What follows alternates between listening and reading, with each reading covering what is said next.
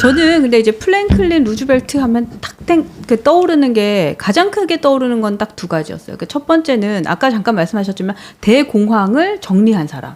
그러니까 정리했다라는 게 조금 너무 극단적이다라고 생각이 들면 어쨌든 그것을 극복하는데 큰 힘이 되어준 대통령이라는 게 좀 첫 번째로는 떠올랐고 두 번째는 그 2차 세계대전?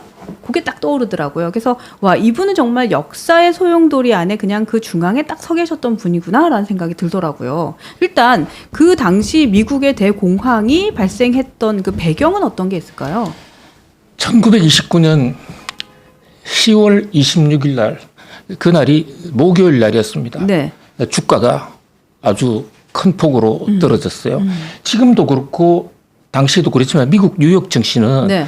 주가 상한선, 하한선 하루에 얼마 떨어진다. 그 한도를 정해놓는 거 없습니다. 네. 우리나라가 지금 그 한도가 있는데 이거 사실 선진 방법이 아니에요. 한도를 정해놓으면 그만큼 더 가격에 훨씬 더 취약합니다. 네. 떨어질 때 팍 떨어지게 하고 오를 때 팍 오르게 할 수 있어요. 그게 시장 자유주의 원칙인데 아무튼 미국은 그때부터 이제 시장 자유가 되어 있었기 때문에 10월 26일 날 주가가 떨어지는데 한 60% 70% 떨어졌어요. 하루 사이에. 네.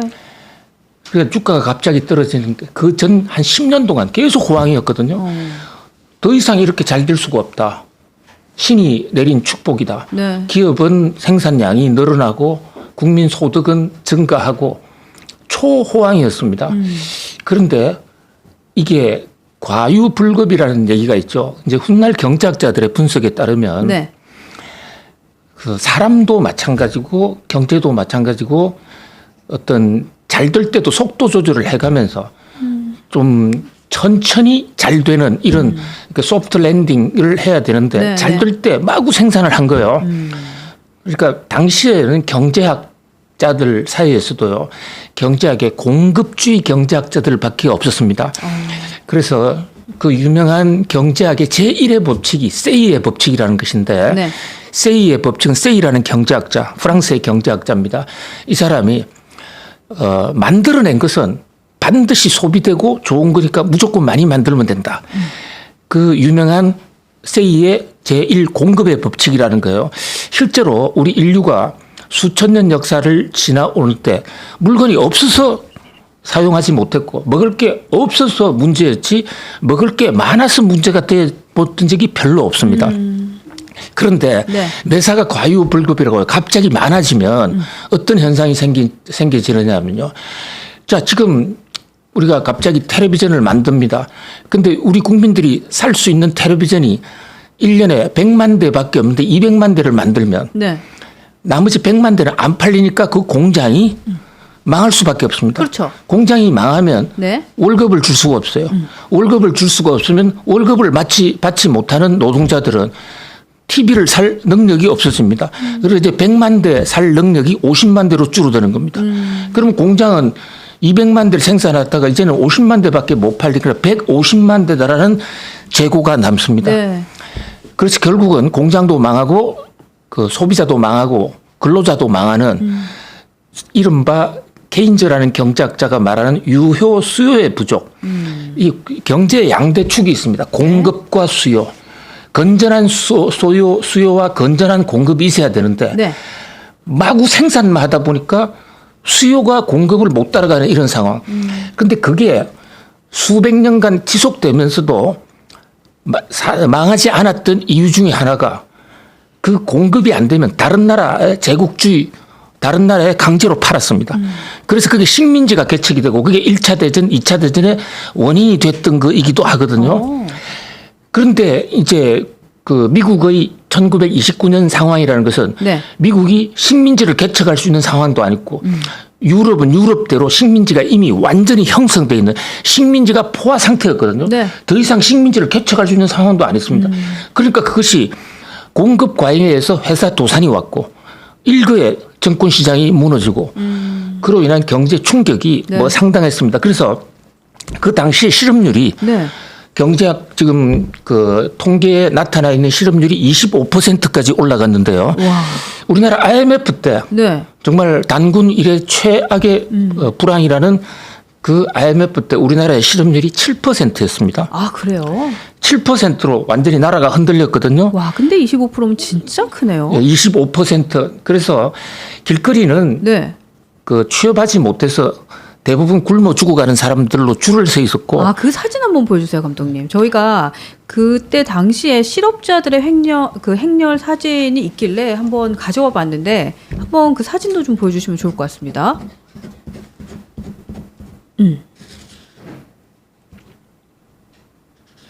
네. 요거는 이제 은행 앞에서 지금 난리가 난, 네, 시민들이 은행 앞에서 항의하고 난투극을 벌이고 있는 사진이었고요. 그리고 이제 실업자들이 길에서 이렇게 쏟아져 나온 사진들도 많이 보여지더라고요. 네. 그 나눔 쉼터라고 그래서 그 당시에 교회 등 일부 그 자선단체들이 네. 햄버거 같은 걸 나눠줬거든요. 그거를 서로 받아먹기 위해서 아비규환의 현장 싸우는 그런 모습들도 많이 목도가 됐고요. 특히 은행 앞에서 왜 사람들이 몰렸냐. 네. 자, 지금 주가가 떨어지니까 돈 가치가 하루가 다르게 떨어지고 있습니다. 그러면 자기가 은행에 돈을 넣어놨는데 그 당시에는 미국에 중앙은행도 존재하지 않고 네. 각 은행이 은행마다 통화를 따로 발행하고 있던 때였거든요. 근데 그 은행이 무너지면 네. 그 은행에서 돈 내줄 수가 없지 않습니까? 네. 그러니까 사람들마다 전부 한 걸음으로 달려가서 은행에 가서 돈 내라. 일단 찾고 보는 거. 자기 현찰을 갖고 있어야 되니까. 그런데 은행에서 돈을 내주면 멀쩡한 은행도 망하니까 돈을 안 내줘서 은행 앞에서 실랑이가 벌어지는 최악의. 그러네요. 그래서 분노의 포도라는 존 스타인백의 소설이 있습니다. 이 소설을 그 당시 상황을 묘사해 놓은 소설인데요. 네. 이것을 정말 경제가 망하면 어떻게 되는가를 그 소설가가 잘 묘사했습니다. 그래서 우리 경제는 그렇게 되지는 않겠지만 요즘 일부 정치인들이 한국 경제는 어떻게 돼도 관계없다. 일단 내 편 싸워서 이기자. 네. 이렇게 잘못하다가는 그 존 스타인백의 분노의 포도 같은 세상이 벌어질 수도 있습니다.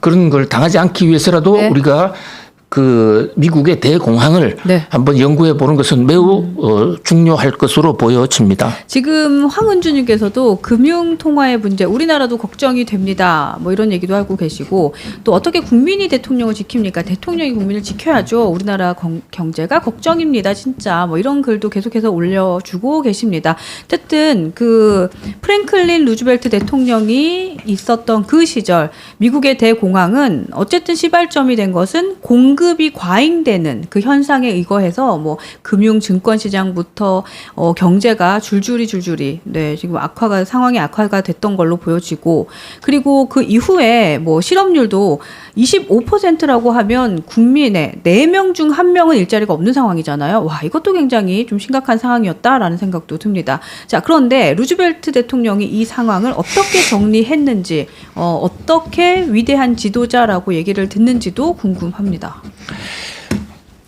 대공황이 1929년 10월 달에 일어났다고 말씀 올렸는데요. 네. 그때부터 미국은 경제가 완전 파탄 상태, 기업도 다 도산하고 공장이 다 올 스탑이 됐습니다. 네. 그때 이제 유명한 대통령이 후보란 분이 대통령이었습니다. 후보 대통령이 지금 우리 캘리포니아 여행하면 후보댐을 볼 수가 있는데 나름대로 후보댐도 건설하고 네. 또 경제 공황을 헤쳐가려고 노력했지만 이 실업률은 더 높아지고 완전히 경제가 어려워졌어요. 그래서 1932년에 대통령 선거가 있었는데 그 대통령 선거에서 현직 후보 대통령과 이제 새로 도전자 프랭클린 루스벨트 대통령이 정면 대결을 합니다. 미국은 짝수년도에 선거를 하고 홀수년에 대통령이 취임을 하는데 1933년 이제 취임식 때 바로 이 32년 선거에서 프랭클린 루스벨트가 이겨서 네. 당선이 되는데 그때 내세운 캐치프레이즈가 뉴딜입니다. 뉴딜이라는 게 라스베가스에 가 보신 분들은 그 블랙잭이나 바카라 같은 거 할 때 네. 이제 딜러가 이 트럼프 그 48장만 가지고 하는 게 아니라 그곳에 곱하기 8 정도를 섞어서 네. 한 패로 만들어서 이렇게 쭉 돌리고 또 두 번째 패도 일어나오는데 그것을 미국 대학에서 일부 공부를 해요. 무슨 얘기냐면 48개 곱하기 8쪽 하면 네. 한 400장 정도 되지 않습니까? 네네. 400장 정도에서 지금 JQK 1, 2, 3, 4가 나갔다. 그럼 그걸 외우는 겁니다. 저도 그 노력을 많이 했었어요. 외우는 교육을 왜 하는 거죠? 자, 지금 블랙잭이라는 게 네. 숫자와의 조합인데 네네. 숫자와의 조합인데 이게 다음에 3이 나오겠다, 4가 나오겠다는 것을 확률적으로 예측할 수 있다면 엄청나게 베팅을 할 수 있거든요. 근데 이미 패가 이래 쭉 나가면 네. 한 반 정도 지나가면 그 중에서 3자는 8개니까 다 나왔다. 그건 없는 거잖아요. 그럼 3에 베팅하는 것은 바보 같은 행동이 되는 거죠. 그러네요. 남아있는 패가 무엇이라는 것을 예측 가능한 겁니다. 그것을 reading the number, 숫자를 읽는다고 그러는데 라스베가스 대학 같은 데 이런 교육도 많이 시키고 이래요. 그래요. 그럼 그걸 완전히 읽고 있으면 확률적으로 돈을 딸 확률이 더 높아져요. 그냥 재미삼아 가서 해서는 이길 수가 없겠네요. 재미삼아 하면 안 되겠네요. 라스베가스가 재미가 아닙니다. 네, 네. 생과 사가 오가는 그 현장인데. 그러네요. 네. 이제 그렇게 이제 하다 보니까 라스베가스에서 그 숫자를 읽는 사람이 나타나면 네. 맥주를 공짜로 줍니다. 술 먹고 빨리 취해라고. 그럼 잘 못 외우게 돼요. 그렇죠. 정신을 혼탁하게 만들어야 된다. 네. 그리고 여기서 이제 뉴딜이라는 게 나오는데요. 현재 지금 8모를 섞었으니까 그것을 하면 한 30판, 40판까지는 기존의 패를 가지고 계속 나눠주니까 숫자를 다 외울 수가 있어요. 네. 그런데 이것은 부정의 행위가 있을 수가 있다. 그럼 위에서 지시합니다. 뉴딜 하라. 그러니까 뉴딜하라. 판을 흔들어서 다시 깔아라. 자, 이게 뉴딜이란 말이 네. 무슨 얘기냐면 그 라스베가스의 잭팟 판에 기존에 A가 나오고 1, 2, 3이 나오고 그런 거 다 무시하고 새로 시작하자. 미국 경제를 새로 시작하자. 이런 얘기거든요. 그러니까 판 다시 깔아라 이거네요. 예. 네. 그러면 예를 들면 그동안에 빌려줬던 돈도 상당히 탕감하고 또 그동안에 은행에 들어가 있던 예금도 일단 동결하고 새로 시작을 해보자. 그러니까 사실은 어떻게 보면 완전한 셔플, 경제의 뉴스타트라고 볼 수가 있는 것이죠. 그런데 뉴스타트 하는 조건이 네. 자, 서로가 양보해야 된다는 겁니다. 노동자는 노동자대로 노동자 권리 다 내라. 다 내려놔라. 그 무슨 임금이 지난해 우리가 임금이 10원이었으니까 네. 올해 5% 올리면 얼마 돼야 된다. 이런 거 없애라는 겁니다. 현재 상황에 맞게 작년에 10원이었는데 올해 1원이 되더라도 받아들여라. 그다음에 기업주들도 마찬가지입니다. 기업주들도 네. 작년에 얼마 투자한 거 그거 전년 동기로 생각하지 말고 오로지 우리 공동체가 살아가기 위해서 어떻게 투자를 해야 되겠는가. 그래서 전부가 다 기득권을 내려놓는 거죠. 이야. 그것이 뉴딜인 겁니다. 어마어마한 변혁이 오는데 이것은 국민적인 합의가 없으면 도저히 할 수가 없거든요. 근데 그 국민적인 합의를 이끌어낸 리더십이 컸나요? 아니면 그 국민적인 합의가 결정될 수밖에 없을 만큼 경제가 너무 난리가 났던 건가요? 그 전에 후보 대통령 같은 분은 1929년에 사고가 났는데 그 이후로 3년간이나 네. 계속해서 나라 경제를 다 망치고 있었지 않습니까? 저절로 생기는 리더십은 존재할 수가 없죠. 그러네요. 그래서 이제 바로 이 대목에서 프랭클린 루스벨트 대통령의 리더십은 지금도 정치적으로나 경제적으로 연구의 대상이고 미국에서 가장 존경받는 오죽했으면 4번 연속으로 대통령이 됐겠습니까? 그 전까지 4번 연속 대통령 된 사람이 한 명도 없어요. 네. 그 후로도 이제 지금은 법으로 안 되게 돼 있으니까 불가능하지만은 네. 종전에는 할 수 있게도 돼 있었는데 4번 당선이 됐는데 당선될 때 득표율이 70% 80%. 이야.